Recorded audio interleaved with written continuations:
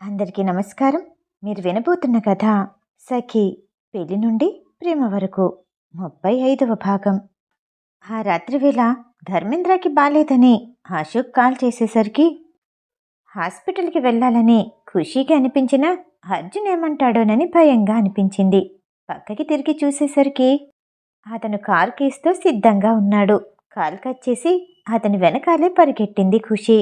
హాస్పిటల్కి చేరుకోగానే వేగంగా కార్ డోర్ తీసి కిందకి దిగిపోయింది ఖుషి. కన్నమ్మ, నేను ఇక్కడే ఉంటాను. అయితే నీ మొబైల్కి కాల్ చేస్తాను. ఆన్లోనే ఉంచి లోపలికి వెళ్ళు అని అర్జున్ చెప్పగానే నా మీద అనుమానమా అన్నట్టు చూసింది ఖుషి. ఆ పెదాలు విప్పాల్సిన అవసరమే లేదు. అన్నీ ఆ కళ్ళలోనే కనిపిస్తాయి. అనుమానమేమీ లేదు. నా జాగ్రత్తల్లో నేనుండాలి. లోపలికి వెళ్ళాక నీకేదైనా ప్రమాదం జరిగితే అంటూ ఖుషి మొబైల్కి కాల్ చేసి తానే పికప్ చేసి ఖుషి చేతిలో పెట్టాడు అర్జున్. ఆమె లోపలికి వెళ్తుండగానే అశోక్ రిసెప్షన్ కౌంటర్ దగ్గరే కనిపించాడు. ఖుషిని చూస్తూనే ఎదురొచ్చి లోపలికి తీసుకెళ్లాడు. అతని మొహంలో కంగారు స్పష్టంగా కనపడుతోంది. ధర్మేంద్ర మీద గౌరవం, ప్రేమ అతని ఆందోళనలోనే రెండూ తెలుస్తున్నాయి. గదిలోకొస్తున్న ఖుషిని చూడగానే ధర్మేంద్ర ఆశ్చర్యపోయి, ఖుషి తల్లి, నువ్వేంటిక్కడా? ఇంత రాత్రి వేళ నిన్నెవరు తీసుకొచ్చారు? నీకెవరు చెప్పారు ఇదంతా అంటూ అశోక్ వైపు కోపంగా చూశాడు. అది నాన్న, నాకు భయంగా అనిపించింది. ఏం చెయ్యాలో అర్థం కాలేదు. అందుకని నేనే ఖుషికి ఫోన్ చేశాను అశోక్ తడబడుతూ చెప్పాడు. ధర్మేంద్ర అతని మీద మరింత కోపాన్ని ప్రదర్శిస్తూ, అసలు నీకు తెలివుందా?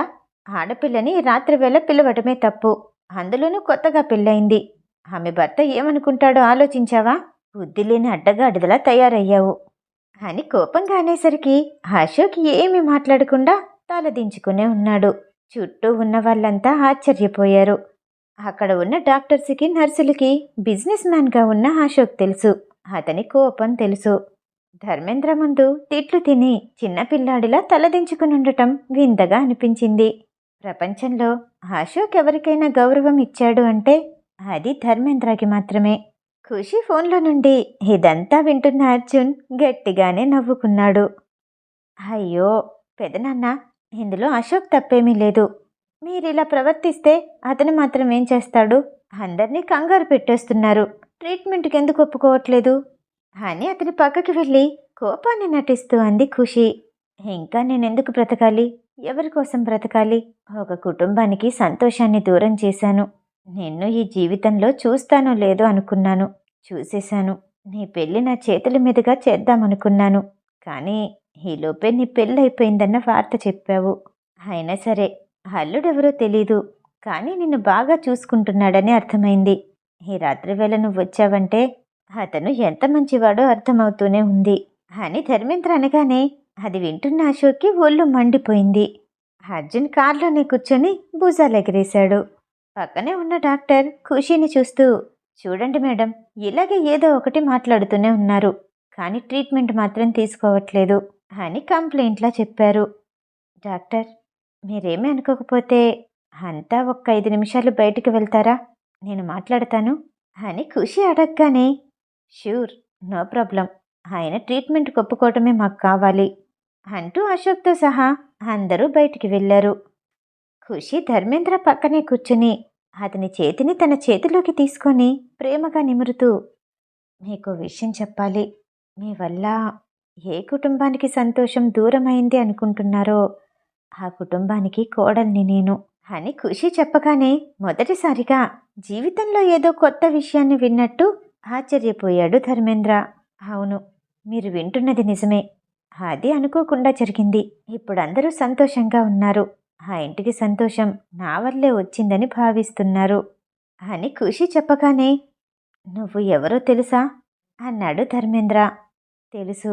అయినా సరే ఆ కుటుంబం నా మీద చూపిస్తున్న ప్రేమలో ఎలాంటి లోపం లేదు అని చెప్పింది ఖుషి. వాళ్ళంతా చాలా మంచివాళ్ళు. నేనే తప్పు చేశాను అని బాధగా తలదించుకున్నాడు ధర్మేంద్ర. గతాన్ని మనం మార్చలేము. దాన్ని తలుచుకుంటూ ప్రస్తుతాన్ని పాడు చేసుకోవటం మంచిది కాదు. మీరు నిమిషం ఆలోచించండి. నేను సంతోషంగా ఉంటేనే ఆ ఇల్లు సంతోషంగా ఉంటుంది. మీరు ఈ ట్రీట్మెంట్ తీసుకొని ఆనందంగా ఉంటే ఆ సంతోషం నా సొంతమవుతుంది. మిమ్మల్ని చూసి నేను బాధపడతాను. నన్ను చూసి ఆ కుటుంబం బాధపడుతుంది. ఇలాంటి సమయంలో ఏం చేద్దాం? అంది ఖుషి. ధర్మేంద్ర డాక్టర్ని గట్టిగా పిలిచి, నాకు త్వరగా ట్రీట్మెంట్ చేయండి. అందరూ బయట అంతసేపు నిల్చొని ఏం చేస్తున్నారు? నేను ఎంతకాలం బ్రతుకుతానో అంతకాలం సంతోషంగా ఉండాలనుకుంటున్నాను. దానికి కావలసిన ట్రీట్మెంట్ చేయండి అంటూ మంచం మీద పడుకున్నాడు. డాక్టర్లు నర్సులు దానికి కావలసిన ఏర్పాట్లు చేస్తూ బిజీ అయిపోయారు. అశోక్ ఆశ్చర్యపోయాడు. ఖుషి ఏం చెప్పుంటుంది? ఎందుకు నాన్న ఒప్పుకున్నారు అని ఆలోచిస్తున్న అశోక్ దగ్గరికి ఖుషి వచ్చి, నేను బయలుదేరుతాను, ఏదైనా సమస్య ఉంటే ఫోన్ చెయ్యి అని చెప్పి ముందుకు కదిలింది. ఇందాక టెన్షన్లో అడగటం మర్చిపోయాను, ఎలా వచ్చావు? నేను డ్రాప్ చేయనా అన్నాడు అశోక్. పర్వాలేదు, నేను వెళ్తాను, ఇప్పుడు మీ అవసరం ఇక్కడుంది అని చెప్పి ఖుషి వెళ్ళిపోయింది. అశోక్ వెళ్ళిపోతున్న ఖుషి వైపు జీవితంలో ఏదో కోల్పోయినట్టు బాధగా చూశాడు. అర్జున్ ఖుషి ఇంటికి చేరుకున్నారు. గదిలోకి వెళ్ళిన తర్వాత, ఇలా మనం హాస్పిటల్కి వెళ్ళిన విషయం ఇంట్లో ఎవ్వరికీ తెలీదు, కానీ నువ్వు తరచుగా వెళ్లాల్సి వస్తుందేమో. ఒకవేళ ఎవరైనా ఈ విషయాన్ని అడిగితే మరేదైనా అబద్ధం చెప్పు. ముఖ్యంగా ప్రణవ్కి తెలియకూడదు. ఆ వ్యక్తి వల్ల ఎక్కువగా నష్టపోయింది ప్రణవ్. ఈ విషయం తెలిస్తే బాధపడతాడు. అర్జున్ చెప్పిన విషయాన్ని ఖుషి అర్థం చేసుకుంది. కానీ ఏం చెప్పను అని అమాయకంగా అడిగింది ఖుషి. అర్జున్ పైకి చూస్తూ కాసేపు ఆలోచించి, "ఆ, ప్రెగ్నెంట్ అని, 5వ నెలని, ఏదో ఒకటి చెప్పు" అని అనగానే ఖుషి సిగ్గుపడుతూ, 5వ నెల? ఎవరైనా ఇలాంటి అబద్ధం చెప్తారా? నా వయసు ఇంకా 21, అప్పుడే పిల్లలా అంటూ అతని వైపు గారంగా చూసింది. నీ వయసు 21, నా వయసు 29. పుట్టే పిల్లలతో కలిపి నిన్ను కూడా ఓ కూతురులా చూసుకోవాలి. బాధ్యతలన్నీ నా మీదే ఉన్నాయి. ఈలోపే ముసలోడినైపోయేలా ఉన్నాను అంటూ తల వెంట్రుకలు చూపిస్తూ బెంగగా అన్నాడు అర్జున్. ఏంటి, మీరు ముసలి వాళ్ళవుతారా? 29 ఇలా ఉంటే అప్పుడెలా ఉండేవారో అని కొంటెగా అంటూ తలదించుకుంది ఖుషి. అర్జున్ ఆమె నడుం మీద గిల్లేస్తూ చెక్కిలి గింతలు పెడుతూ, కన్నమ్మా, నువ్వు చిన్నపిల్లవనుకున్నాను గాని పెద్ద ముదురువి. అయ్యో పాపం, ఏమీ తెలీదు, నేర్పించాలేమో అనుకున్నాను, అంతా నటన కదూ అంటూ దగ్గరికి తీసుకున్నాడు. ఖుషి గలగల నవ్వేస్తూ అతని ఒడిలో చేరిపోయింది. కుమార్ వైష్ణవిల పెళ్లి జరిగి 2 రోజులవుతుంది. అదే ఇంట్లో ఇద్దరు వేరువేరు గదుల్లో ఉంటున్నారు. వైష్ణవికి దూరంగా ఉండటానికి కుమార్ ఎంతో ప్రయత్నిస్తున్నాడు. అది ఎందుకు అర్థం కాక వైష్ణవి అతనికి దగ్గరవ్వటానికి చూస్తోంది. కుమార్ తన గది తలుపులు వేసుకుని లోపలే ఉన్నాడు. వైష్ణవి తలుపు తట్టి అతన్ని పిలిచింది. అతను తలుపు తెరవగానే వైష్ణవి అతనికి ఎదురుగా వచ్చి వయ్యారంగా నిల్చొని, ఒంటరిగా పడుకోవాలంటే భయంగా ఉంది, ఇక్కడికి రానా అంటూ తన చీరకొనని మెలికలు తిప్పుతూ అంది. ఎన్ని సంవత్సరాలు ఒంటరిగానేగా పడుకున్నావు, ఇప్పుడేంటి కొత్తగా? ఓ అడుగు వెనక్కి వేసి ఏటో చూస్తూ అన్నాడు కుమార్. అప్పుడంటే పెళ్లి కాలేదు, నాన్న కూడా హాస్పిటల్ నుండి డిశ్చార్జ్ అయ్యారు, ఇంకేంటి టెన్షన్ అని అతని వైపు చూస్తూ అలిగినట్టు అంది. పెళ్లి చేసుకున్నది మీ నాన్నగారి కోసమే అయ్యుండొచ్చు, కానీ ఇది కాదు. నేనింకా సెటిల్ అవ్వలేదు, ఎలాంటి ఉద్యోగం లేదు. ప్రస్తుతానికి నేను చేసే పార్ట్ టైం జాబ్ మనిద్దరికే సరిపోతుంది. ఫ్యూచర్ గురించి ఆలోచించాలి. అప్పటి వరకు మనం దూరంగా ఉంటే మంచిది అని కుమార్ చెప్పగానే వైష్ణవికి కోపంగా అనిపించింది. అయితే తలుపులు గడి వేసుకోవటం ఎందుకు? నేను బద్దలు కొట్టుకుని వచ్చేస్తానేమో, తాళం కూడా వేసుకుని పడుకో. నాకు తోడుగా ఎవరూ ఉండాల్సిన అవసరం లేదు, నేనే భయపడుతూ ఒంటరిగానే పడుకుంటాను అని అలిగి కాళ్ళని భూమికి తాటిస్తూ కోపంగా వెళ్ళిపోయింది వైష్ణవి. కుమార్ తన్ని ఎలా సముదాయించాలో అర్థం కాక బిక్కమొహం వేశాడు. వైష్ణవి గదిలో నుండి మళ్ళీ బయటకొచ్చి, ఒక్క కౌగిలింతకి ముద్దుకి పిల్లలేమీ పుట్టరు, ముందు ఆ విషయం తెలుసుకో. ఎంత విసురుగా వచ్చి చెప్పిందో. తలుపులు పెద్ద శబ్దం చేస్తూ వేసి అంత విసురుగానే లోపలికి వెళ్ళిపోయింది. కుమార్ చిన్నగా నవ్వుకున్నాడు. తలుపులు తెరిచి ఆమె దగ్గరికి వెళ్ళి వైష్ణవిని తన వైపు తిప్పుకొని, మీరు ఆడవాళ్ళు మాటలతోనే తృప్తి పడతారు, మగాడి బుద్ధి అలాంటిది కాదు. నువ్వు నా పక్కనుంటే ఒక్క కౌగిలింతతో ముద్దుతో ఆగుతుందా? తాళి అనే లైసెన్స్ మెడలో పడింది, ఇంకా నా మనసు ఊరుకుంటుందా? మీకులా నిలబడే శక్తి మా మొగాళ్ళకుండదు. మా మీద ఉన్న ప్రేమతో మీరు తృప్తి పడతారు. మగాడికది సాధ్యం కాదు. అర్థం చేసుకో అంటూ ఆమె బుగ్గకిల్లి చిరుముద్దిచ్చి నచ్చచెప్పాడు. అలాగే అడ్జస్ట్ అవుతాను. కానీ రోజుకొక్క ముద్దు, ఒక్క కౌగిలింత చాలు నాకు అని వైష్ణవి అనగానే ఆమె చేతిని పట్టుకొని దగ్గరికి లాక్కొని నుదిటి మీద ముద్దిచ్చి చిన్నప్పటి నుండి చూస్తున్న చందమామ ఇప్పుడు చేతిలో చిక్కింది. కానీ అందుకోలేకపోతున్నాను. ఈ చందమామ సంతోషంగా ఉండేలా చూడాలంటే నేను చాలా కష్టపడాలి. నేను జాగ్రత్తగా చూసుకోవాలి. నా లైఫ్లో దొరికిన వజ్రానివి నువ్వు అంటూ ఆమెని కౌగిలించుకున్నాడు కుమార్. రెండో రోజు ఉదయం అర్జున్ రెడీ అయ్యి ఆఫీస్కి వెళ్ళడానికి బయటకు వచ్చేసరికి హాల్లో సోఫాలో కూర్చున్న అన్వేష్ ఏవో లెక్కలు వేస్తూ కనిపించాడు. ఏంటి ఏవో బడ్జెట్ వేస్తున్నావు, ఆఫీస్కి రావట్లేదా అడిగాడు అర్జున్. నన్ను డిస్టర్బ్ చేయకు, ఇప్పుడు అప్పు చేయాల్సి వస్తుందేమోనని భయంగా ఉంది అంటూ వేలతో లెక్కలు వేస్తూ ఏదో ఆలోచిస్తూ పేపర్లు తిప్పేస్తున్నాడు అన్వేష్. అర్జున్ అతని పక్కనే కూర్చొని ఆ పేపర్లో తొంగి చూశాడు. హనీమూన్ బడ్జెట్ అని రాసింది. ఇదంతా హనీమూన్ బడ్జెట్టా? దానికోసం అప్పు చేయాలా? అర్జున్ కనుబొమ్మలెగరేస్తూ అడిగాడు. అది హనీమూన్కి వెళ్ళే వాళ్ళకి తెలుస్తుంది. నీకులాంటి చిన్నపిల్లలకేం తెలుస్తుంది అంటూ అర్జున్ మాటలు పక్కకి నెట్టేసి అన్వేష్ మళ్ళీ ఏవో లెక్కలు వేస్తున్నాడు. నా హనీమూన్ ముందే అయిపోయింది. ఒక మూర మల్లె పువ్వులు, ఎవ్వరూ డిస్టర్బ్ చేయలేదు. తినడానికి మాత్రమే బయటకు వచ్చాము. అంతకు మించిన సుఖం ఇంకేముంది? నీకు ఈ బడ్జెట్ కావాలా? అర్జున్ కాలు మీద కాలు వేసుకుని తాపీగా అన్నాడు. ఏంటి? అందుకే ఈ 3 రోజులు నువ్వు ఆఫీస్కి రాలేదా? ఇంకా ఏదో ఊహించుకున్నాను. ఇంట్లో కూడా కనిపించకపోతే చెప్పా పెట్టకుండా ఏ అమెరికానో ఉడాయించుంటావు అనుకున్నా అంటూ తన చేతిలో ఉన్న బడ్జెట్ బుక్ని పక్కకి పెట్టి, చూడు బాబు, మనమిద్దరం ఒకటి టాలీ చేసుకుందాం. నీ పెళ్లికి ఖర్చెంత అయింది అన్నాడు అన్వేష్. అర్జున్ ఏమీ మాట్లాడలేదు. కనుబొమ్మలు చిట్లించి ఎందుకు అన్నట్టు అతని వైపు చూశాడు. అది ఒక పసుపు తాడు, పసుపు కొమ్ము. పూర్తయింది నీ పెళ్ళి. కానీ నా పెళ్ళి ఎలా అయింది? ఎన్ని లక్షలు ఖర్చయ్యాయి? నీ పెళ్ళికి తగ్గట్టు నీ హనీమూన్ జరిగింది. నా పెళ్ళికి తగ్గట్టు నా హనీమూన్ జరుగుతుంది అంటూ అర్జున్ నుండి దూరంగా జరుగుతూ తన బడ్జెట్ బుక్ని చేతిలోకి తీసుకున్నాడు అన్వేష్. అతను అలా అంటాడని అర్జున్ ఊహించలేదు. ఓ నిమిషం షాక్ అయ్యి అలానే చూస్తుంటే, మాది సైడ్ క్యారెక్టర్ అయినా ఒక్కోసారి పంచులు బాగా విసురుతాం. కానీ హీరోలకే చప్పట్లు విజిల్లు. అదే పంచ్ డైలాగ్ మేమేస్తే మాకు పడవే అంటూ చేతులుప్పుకుంటూ అర్జున్ని దాటి ముందుకు కదిలాడు. అర్జున్ వేగంగా లెగిసి అన్వేష్ భుజాల మీద చేతులు వేసి పొట్టలో ఒక్క పంచ్ ఇచ్చాడు. ఇప్పుడు చెప్పు, హనీమూన్కి అంత బడ్జెట్ అవసరమా? ఈడియట్ అని నవ్వుతూ అర్జున్ ఆఫీస్కి బయలుదేరాడు. ధర్మేంద్ర మరో 2 రోజులు హాస్పిటల్లోనే ఉన్నాడు. అతని సలహాతో లాయర్ కుమార్ కాలేజీలో ప్రెస్ మీట్ పెట్టి ఆ కాలేజ్కి ఓనర్, వారసురాలు ఖుషి అని చెప్పటానికి అన్ని ఏర్పాట్లు చేశాడు. ఈ విషయంలో అర్జున్ కుటుంబం జోక్యం చేసుకోవాలి అనుకోలేదు. కానీ తనకేదైనా సహాయం కావాలంటే తప్పకుండా చెప్పమన్నాడు ధనంజయ్. మరో 4 రోజులు గడిచింది. అశోక్ ఖుషితో ఎలా మాట్లాడాలా అని ఆలోచిస్తూనే ఉన్నాడు.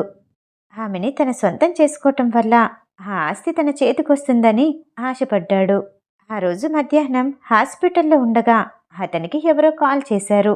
నాన్నకు ఆరోగ్యం బాలేదు, నేనిప్పుడు రాలేను చెప్పాడు అశోక్. అవతల వైపు చెప్పింది విని, ఓకే, రేపు మనమిద్దరం ఎప్పుడూ కలుసుకునే రిసార్ట్లో కలుసుకుందాం అని కాల్ కట్ చేశాడు.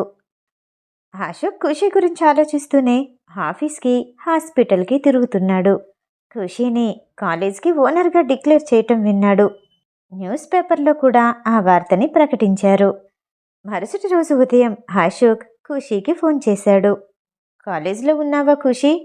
లేదు, నిన్న ప్రెస్ మీట్ అయింది కదా, ఇవాళ కాలేజ్కి హాలిడే, ఇంట్లోనే ఉన్నాను. ఏంటి విషయం? నాకు సహాయం చెయ్యాలి. నాన్నని మరో 2 రోజుల్లో డిశ్చార్జ్ చేస్తారు. కానీ ఇవ్వాలి బయటికి వెళ్లాల్సిన పని పడింది. Urgent work. ఏమీ అనుకోనంటే హాస్పిటల్కి వచ్చి ఉంటావా? అశోక్ బ్రతిమాలుతూ అడిగాడు. ఆ విషయం గురించి ఇంతలా అడగాలా? పెదనాన్న గురించే కదా, చెప్తే చాలు, వస్తాను అని చెప్పి ఫోన్ పెట్టేసి అర్జున్కి కాల్ చేసింది ఖుషి. అతను కాల్ పికప్ చేయలేదు. హాస్పిటల్కి వెళ్తున్నానని మెసేజ్ చేసి వెంటనే బయలుదేరింది.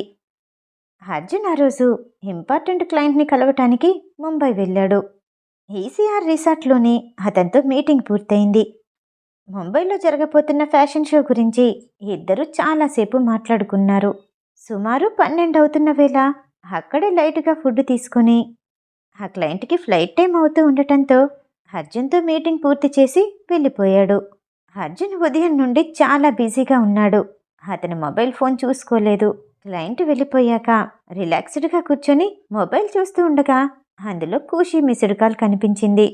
ఖచ్చితంగా దానికి బదులుగా ఏదో మెసేజ్ చేసుంటుందని వాట్సాప్ ఓపెన్ చేశాడు. హాస్పిటల్కి వెళ్తున్నానని చెప్పటంతో వెంటనే ఖుషికి కాల్ చేయబోతూ ఎదురుగా భారంగా నడుస్తూ పొట్ట కింద చేతిని పెట్టుకొని కష్టంగా నడుస్తూ వెళ్తున్న ఒక లేడీని చూశాడు. ఖుషి కూడా అలా ఉంటే ఎలా ఉంటుంది?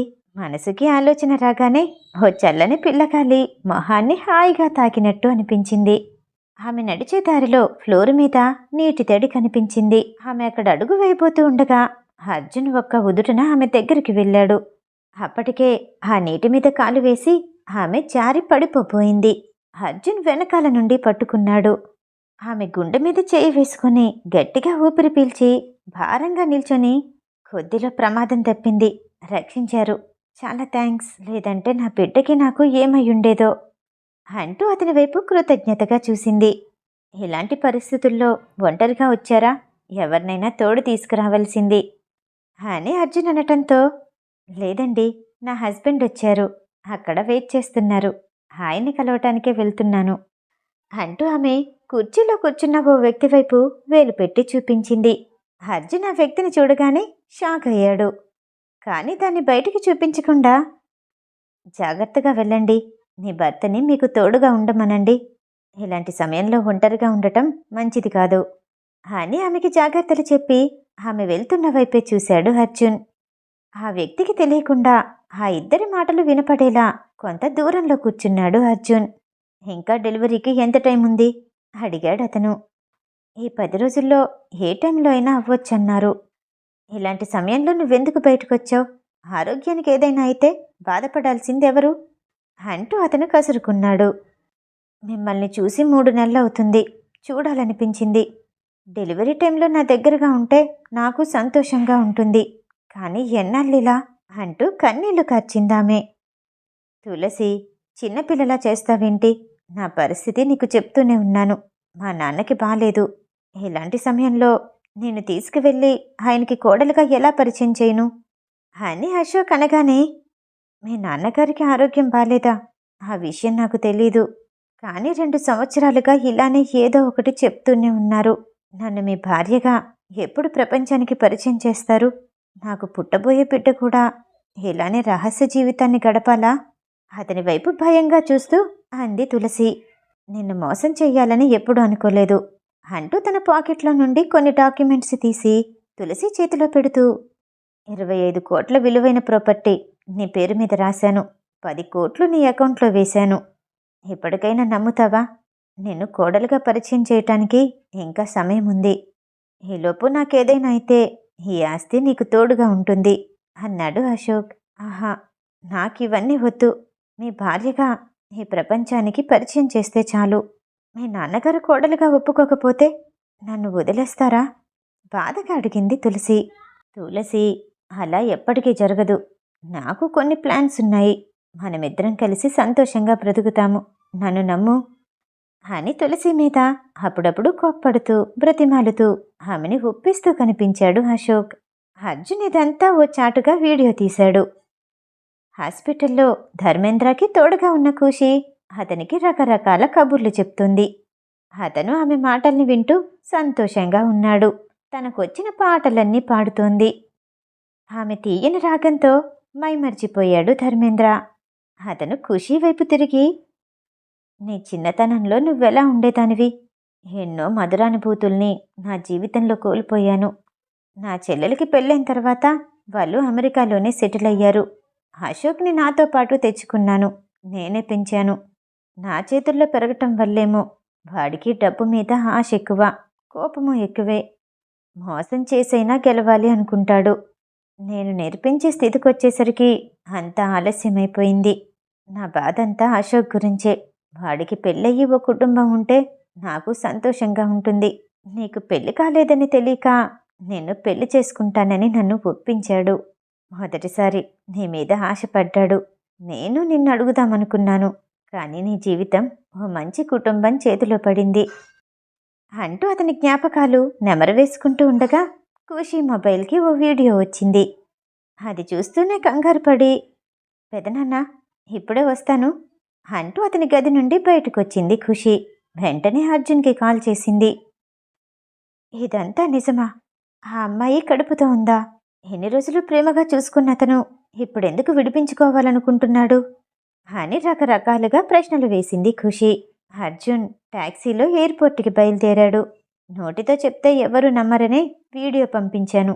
దాన్ని మీ పెదనాన్నకి చూపించు అని అర్జున్ చెప్పగానే, ఇలాంటి పరిస్థితుల్లోనా పెదనాన్నకి చూపిస్తే ఆయన ఆరోగ్యం అని కంగారు పడుతూ అంది ఖుషి.